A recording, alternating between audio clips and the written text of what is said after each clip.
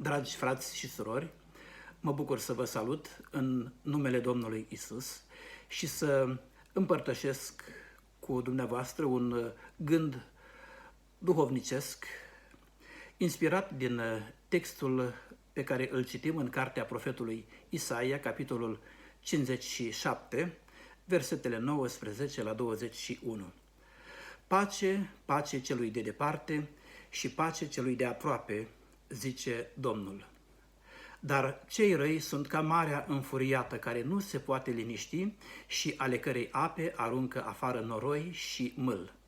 Cei răi n-au pace, zice Dumnezeul meu.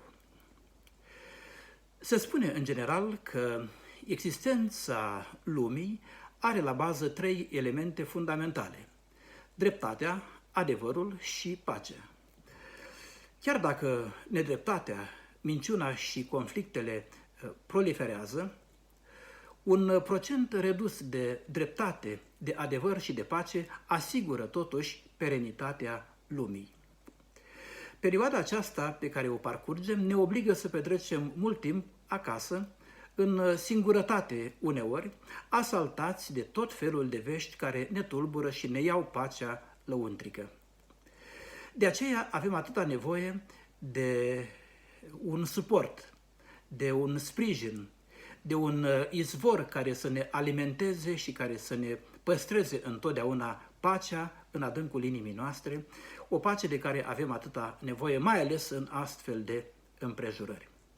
Privind în istoria omenirii, observăm cu ușurință că virusul păcatului a afectat negativ întregul univers al relațiilor omului, punându-l în conflict cu Dumnezeu, cu semenii și mai ales cu sine însuși. Suntem îndreptățiți să credem că chiar atunci, la început, în Eden, înainte de păcat, în timpul ispitirii, înainte de a păcătui, omul își pierduse deja acea pace lăuntrică. Dialogul cu ispititorul a tulburat suficient de mult mintea și inima omului, provocând și amplificând conflictul dintre porunca divină, atât de simplă și de clară până atunci, cu noua alternativă, cu noua experiență propusă și care era atât de provocatoare. Citez: veți fi ca Dumnezeu. Genesa 3:5. Iar după ce experiența s-a consumat și după ce primul păcat a fost comis, omul a realizat că nu a pășit în sus, spre Dumnezeu, cum i se promisese, ci în jos, înstrăinându-se în primul rând de sine și de propria identitate. Omul a ajuns să cunoască astfel binele și răul și din bun cum era, așa cum l-a creat Dumnezeu, omul a devenit rău, din ce în ce mai rău.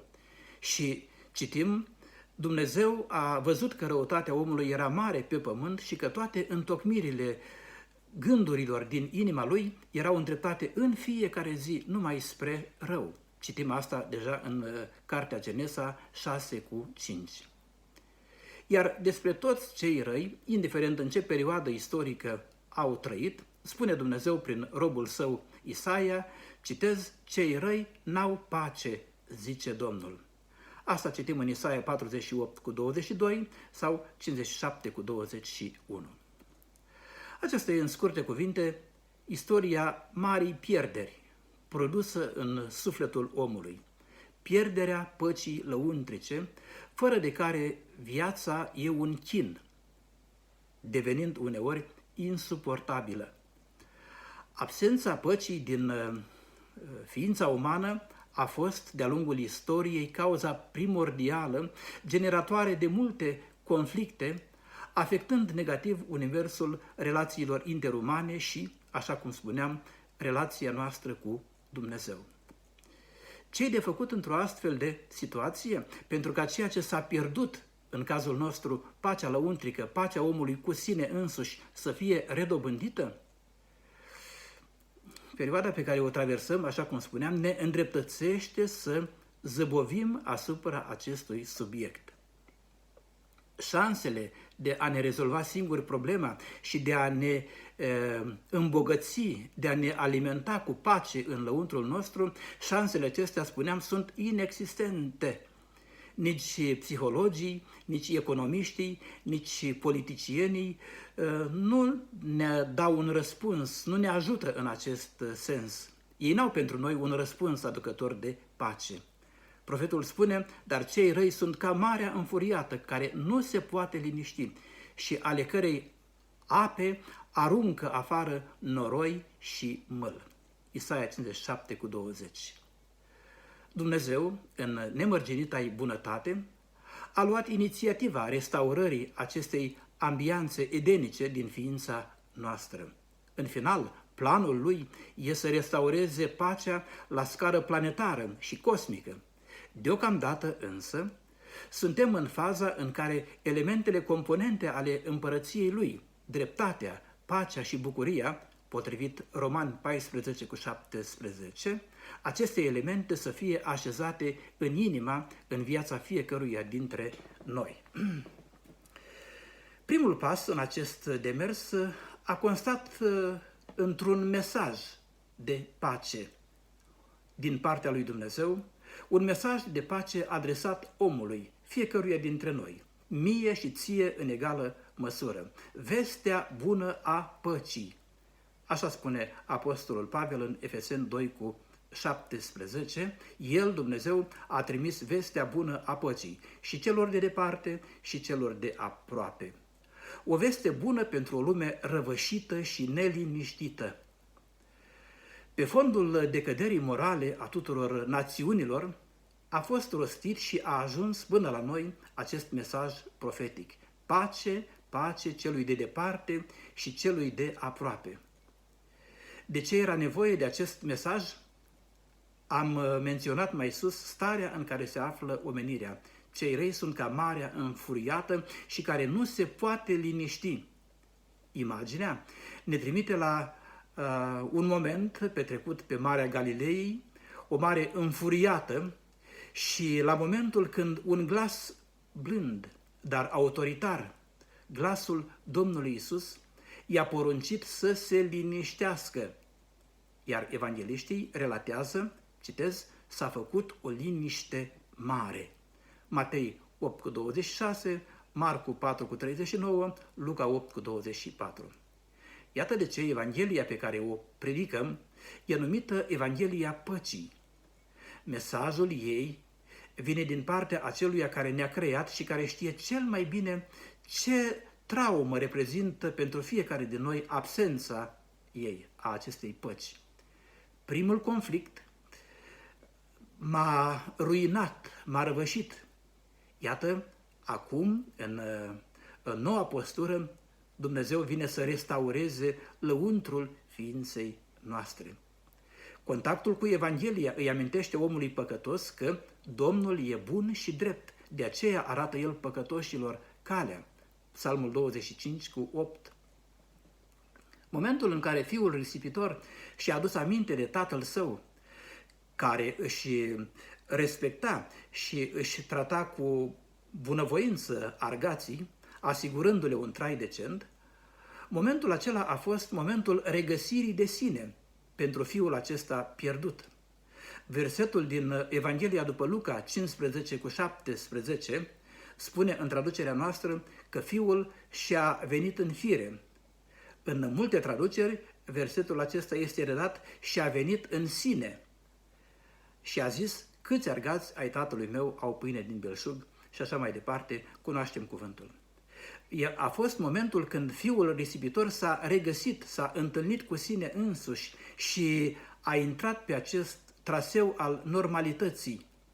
Cuvântul Tatălui Ceresc are menirea să facă ordine și liniște în lumea simțămintelor și a gândurilor fiecărui om căzut și rătăcit.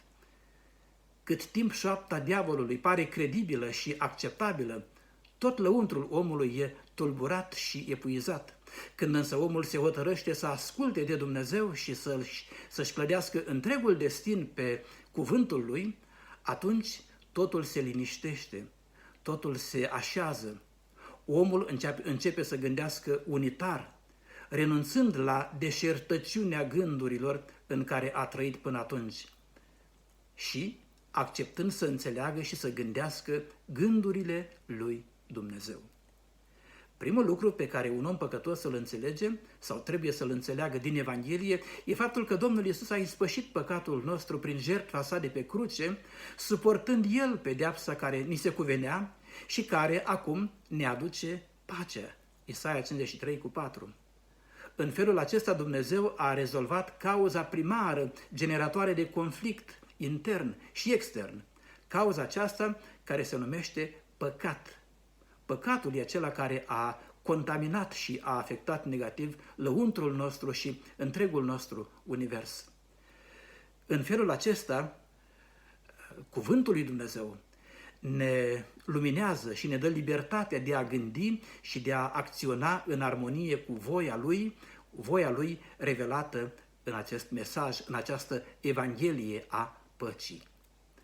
În al doilea rând, în tot acest proces de restaurare lăuntrică, Dumnezeu ne-a promis un mângâietor care să fie cu noi și în noi, Duhul adevărului.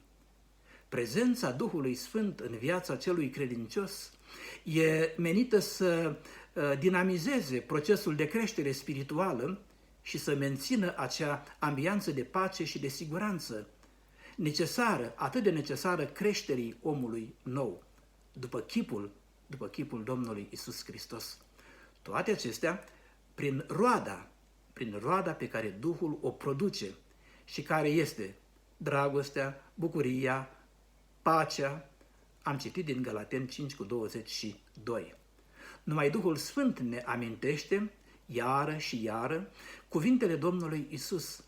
Vă las pacea, vă dau pacea mea, nu o dau cum o dă lumea, să nu vi se tulbure inima, nici să nu vi se înspăimânte.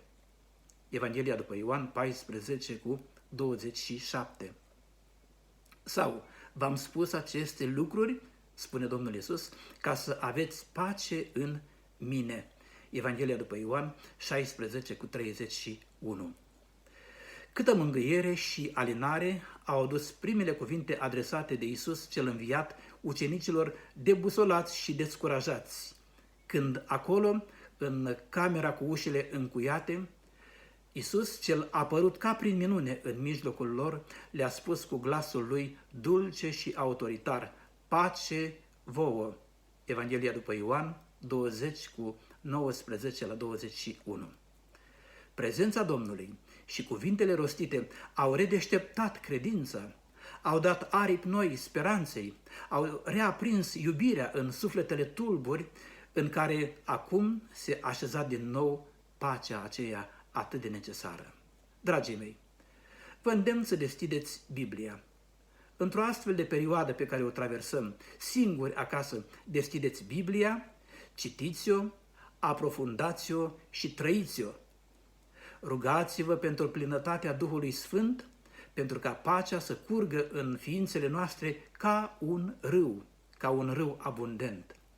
Într-o societate măcinată de conflicte și de motive de panică, avem oportunitatea să trăim în pace cu noi înșine, lăsând ca pacea lui Dumnezeu, care întrece orice pricepere, să ne păstreze inimile și gândurile în Hristos Iisus. Filipeni 4:7.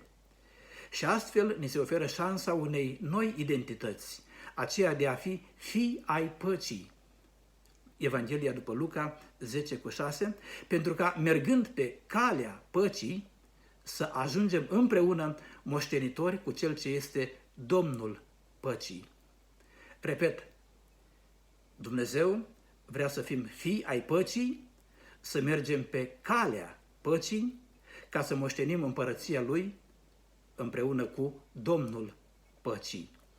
Să rămânem cu El acum și să fim cu El pentru veci de veci. Pace tuturor și Domnul să vă binecuvinteze!